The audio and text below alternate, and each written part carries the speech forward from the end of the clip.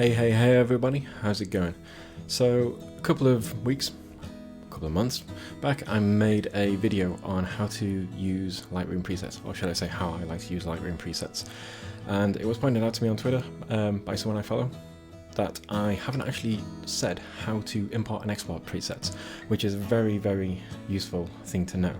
So that's what I'm going to show you today. So let's head into Lightroom Classic. So I use Lightroom Classic, it's the main thing that I edit my pictures in, so I'll be showing you in that today. But from my understanding, the process is very similar in Lightroom CC if you're using that. As far as other editors go, I'm afraid I don't use them, so I won't be able to show you, but I like learning, so I can always try and find out.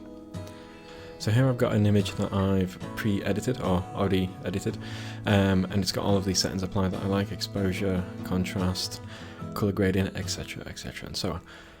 So the first thing I'm going to do is create a preset off the back of this, just as a demo of how to create your presets. So coming up, and we've got the option on the presets panel in the develop module. Very important, because if you're inside the library you will not see this option. So develop module, presets, can drop it down if you want, but the key thing is this little plus button here, and choose create preset. So when this window pops up, you'll notice that there's lots of options, so don't be afraid in terms of what they are.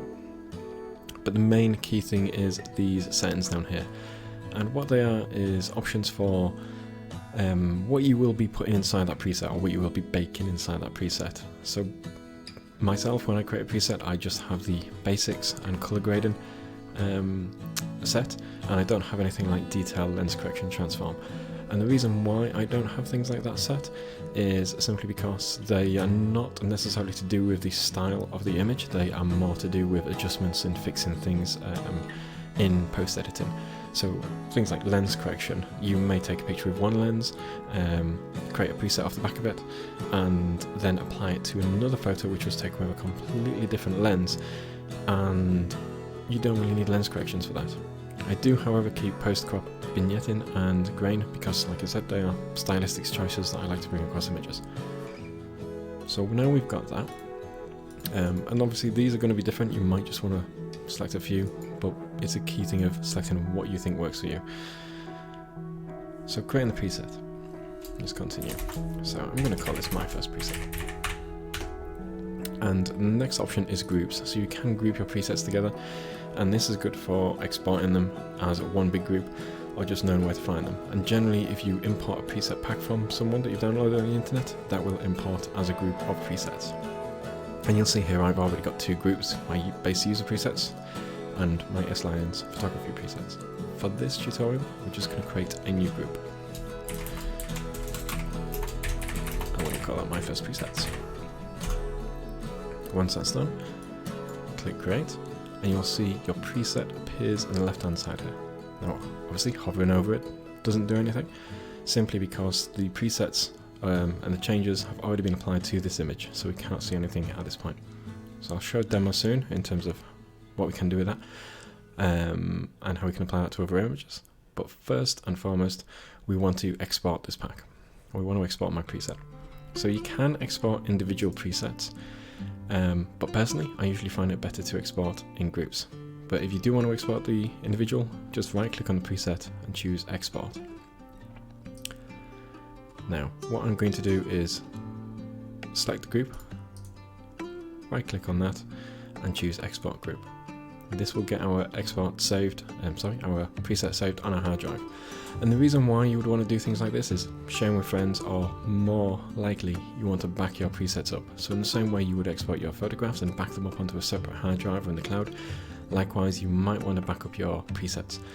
And it's quite important, because if you have thousands of presets that you've created over the years and amassed, you want to make sure you back those up in case anything ever happens to your computer, if it crashes, dies, hard drive failure, and so on. So you can import them back in and continue using them. So in some ways they are just as valuable as your photos, but obviously different cases, different things. So right clicking on my group, and I can choose to export that group. A window will pop up, it'll be named after the group, and this is just a location on my hard drive, and you'll see it saves as a zip folder. So important that all of those presets are saved inside the zip folder. You never need to extract them for anything once exporting or importing. Just keep them in the zip folder, everything will be fine. So we're going to click save on that, and then that's it. That's my preset backed up in the location that I've chosen, and I'm free to send it, back it up, do what I like with it. And they're quite small file sizes, so it's worth backing them up quite often, just to get in the habit of that. Okay, so now how do we import presets? So I'm going to delete this group, just so we don't have it, just so we can see it up here, and there we go. So importing presets, once again, this might be because your hard disk has crashed and you want to get your presets back, or you found some presets on the internet that you want to use that someone's given you, sold, etc., that you've managed to grab hold of, and you want to get them into Lightroom. So this is how you do it. Once again, clicking on a plus icon, and we have the option to import presets. So as soon as we click that, we'll get a directory search. This might look a bit different depending on if you're on Windows or a Mac, but the key thing is if you navigate to where you've got the preset saved, and you can then select that. So there's no reason to go into the zip folder, there's no reason to export those, you are just selecting the zip folder here when you're importing a group. So I'm going to double click that, or you can click the button to import, and here you go. We have the preset group and the preset itself now inside Lightroom. So just to show that this has worked, here's another image I made earlier. This is an image without any kind of edits to it, no changes whatsoever. So I can go to my preset that I've just imported in, click that preset, and that's now applied to the image. Happy days. So you might be thinking you want some presets to play around with, try and import and see what they're all about, see if they're for you. So I've got a couple of places that might be of interest. So the first one is if you head to my website, links in the description, and you can go to the shop here, and I've created some Lightroom presets just to play around with, completely free, off charge. So we're just going to go in there, and you'll see a couple here, Cherry Blossom off one of my first 4 edits videos, and the 4 Styles 2021. So this is the first pack that I created.